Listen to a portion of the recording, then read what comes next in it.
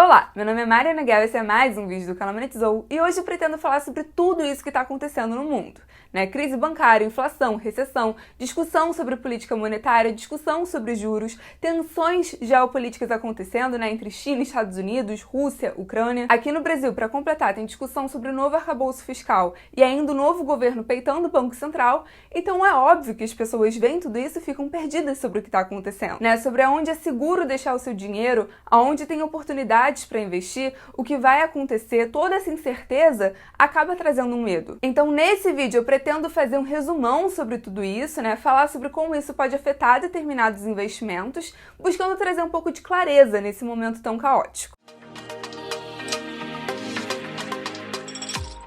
Antes de começar esse vídeo, eu gostaria de recomendar outro vídeo meu, que modéstia à parte está muito bom, em que eu falo sobre os investimentos para 2023. Eu postei esse vídeo há 4 meses atrás, em 2022, foi meu último vídeo de 2022, por sinal. E nesse vídeo, além de eu falar de todas as discussões que estavam tendo no mercado no momento, o que estava acontecendo no mercado, eu falo de uma coisa muito importante que todo investidor tem que ter na cabeça, que é a relação entre preço e expectativa. Quando você compra uma ação, uma cota em um fundo, um título pré-fixado, enfim, faz qualquer investimento desse tipo, o preço que você está pagando é um reflexo das expectativas daquele momento. E qual é a grande questão? Elas não são permanentes, elas não são fixas. Na verdade, elas mudam constantemente. Elas são constantemente reajustadas. Sendo que o que a gente vê na realidade, o que acontece na economia real, o que se concretiza, nem sempre vai ser condizente com essa expectativa inicial. É por isso que muitos investidores, os investidores no caso mais cascudos, mais experientes, fazem uma distinção entre valor e preço. Aquela famosa frase de preço é aquilo que você paga e valor é aquilo que você leva. Porque o preço em si, ele é muito impactado por essas expectativas voláteis de curto prazo e nem sempre vai corresponder com o valor real daquele ativo no longo prazo. Então é importante ter essa distinção na cabeça entre preço e valor.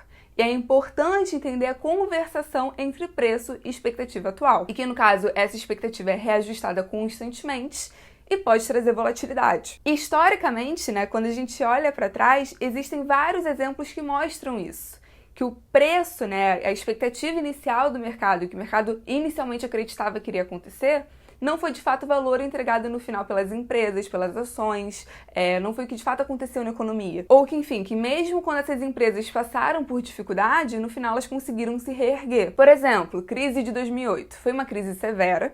Muitas empresas quebraram, muitos bancos quebraram, desemprego ficou alto, muita gente perdeu o emprego, passou por dificuldades. Foi de fato uma crise, uma recessão, não é um momento na história que a gente queira repetir. Mas quando se olha para trás, atualmente é consenso que aquela foi uma boa janela de oportunidade para conseguir investir. Os ativos se desvalorizaram muito, as ações ficaram muito baratas. Por quê? Porque o mercado estava com medo. A expectativa do mercado naquele momento era de que o mundo iria colapsar, tudo iria acabar, as empresas iriam falir. Mas de lá para cá, apesar de muitas empresas terem quebrado, muitas empresas boas conseguiram sobreviver, conseguiram se reerguer, conseguiram tomar inclusive uma parte do mercado, conseguiram lucrar, conseguiram crescer. E quem investiu naquele fundo teve um retorno muito alto. A expectativa da época estava tão ruim, estava se precificando o pior cenário possível. Os preços estavam tão baratos que quando a situação melhorou e as expectativas foram reajustadas, o preço foi para cima. O exemplo mais recente seria 2020, com a pandemia. No final de fevereiro, começo de março, quando os mercados globais perceberam o poder de paralisação do coronavírus, tudo despencou. Grande parte dos investidores se desesperaram, o discurso de que talvez a economia acabasse, o mundo iria explodir.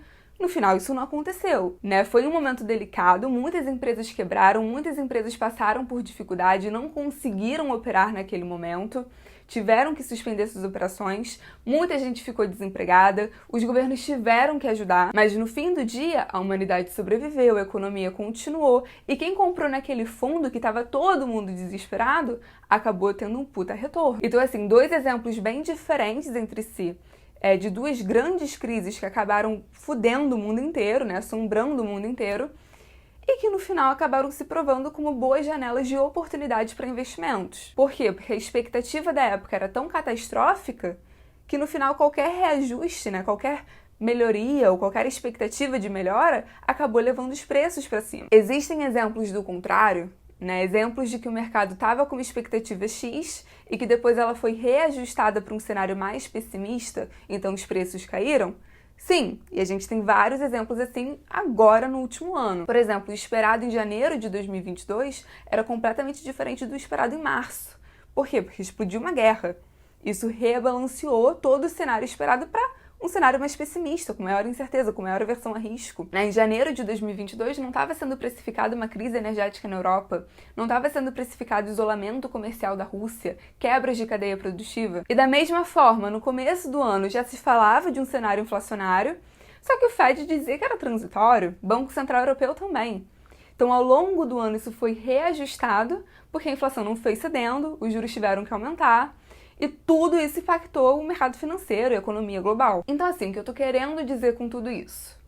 Eu tô querendo mostrar para vocês que o preço dos ativos, eles se movimentam de acordo com o reajuste das expectativas, que são muito voláteis no curto prazo, né? Elas podem mudar muito no curto prazo. E eu falo tudo isso nesse vídeo sobre os investimentos para 2023, né? Eu falo dessa relação entre preço e expectativa, de como o preço vai se reajustando e de que a gente veria esses comportamentos em 2023, porque muitas questões chaves têm que ser definidas. Né, a gente chegou em 2023 com várias questões importantes em pauta, em discussão, especificamente sobre política monetária. Né? A grande questão desse ano é o que vai acontecer com os juros de várias nações importantes, né? Na Europa, Estados Unidos, aqui no Brasil também está em pauta. E essa é uma discussão importantíssima que vai afetar a nossa economia e vai afetar os nossos investimentos. Né? Se eu estou falando de juros, estou falando diretamente de rentabilidade de título e de preço de título na marcação mercado também. Né? Se a expectativa é que os juros subam, então o preço do título cai. Se a expectativa é que os juros caiam, então o preço do título sobe. Além disso, os juros afetam o preço de vários ativos. Quando os juros aumentam, o preço dos ativos de risco cai.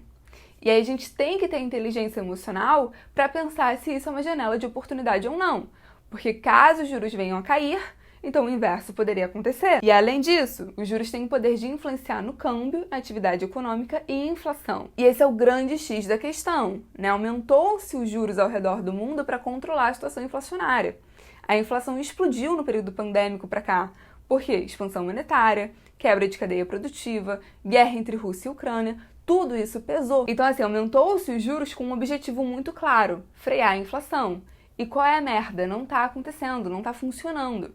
Estados Unidos ainda tá com uma inflação bizarramente alta, por exemplo. Uma inflação na casa dos 6%. E isso na história do país é muito alto. Então, assim, meu problema inflacionário não tá sendo resolvido. Mas ele tá vindo com um custo. Que custo é esse? Crise bancária. E a grande discussão no mercado agora é o que os bancos centrais vão fazer.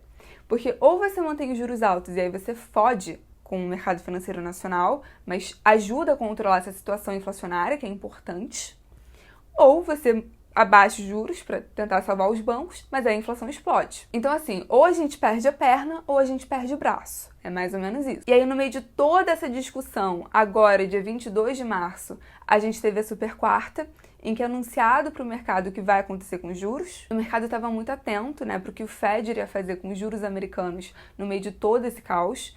No final, os juros acabaram aumentando novamente, né, 0,25 pontos percentuais.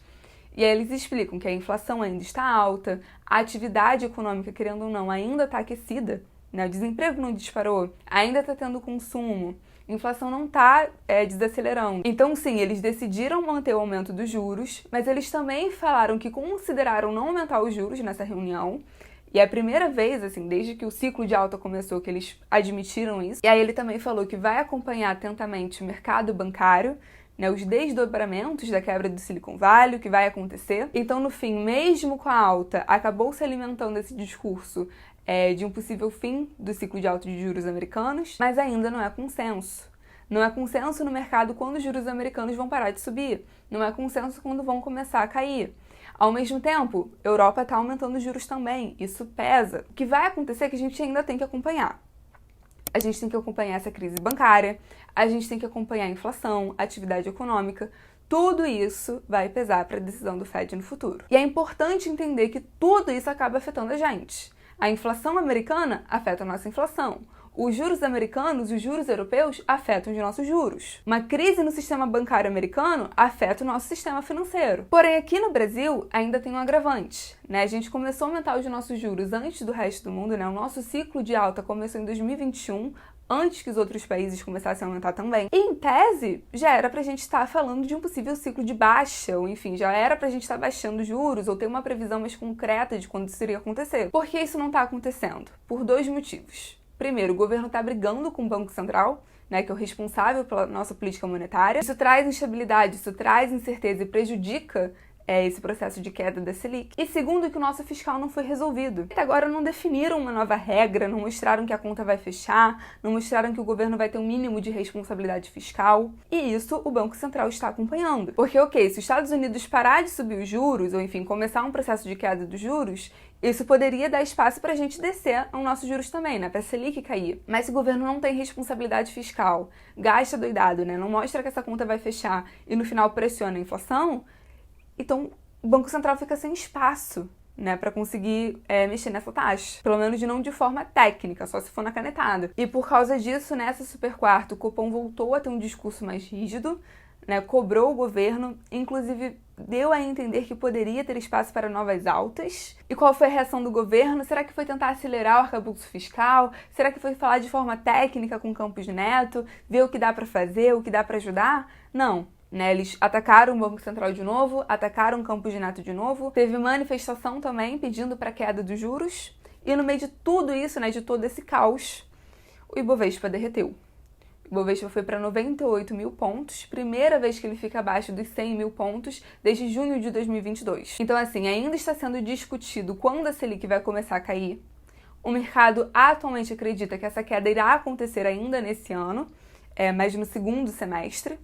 Os bancos estão falando de uma possível queda mais para o final do ano, então ainda está em aberto, enfim, quando isso vai acontecer. Para isso, o fiscal tem que ser definido, o arcabouço fiscal, que enfim, é um novo projeto do Haddad, tem que sair, o governo tem que parar de fazer picuinha, tem que parar de buscar briga, e a gente tem que ver o que vai acontecer com os juros americanos e com os juros europeus. E tudo isso, crise bancária, inflação, atividade econômica, juros, política monetária, tudo isso em conjunto vai influenciar nos preços dos ativos nos próximos meses. Como eu falei, quanto maior os juros e maior a aversão a risco, então os ativos de risco acabam caindo. Agora, se os juros caírem, tem muita coisa boa que pode se valorizar.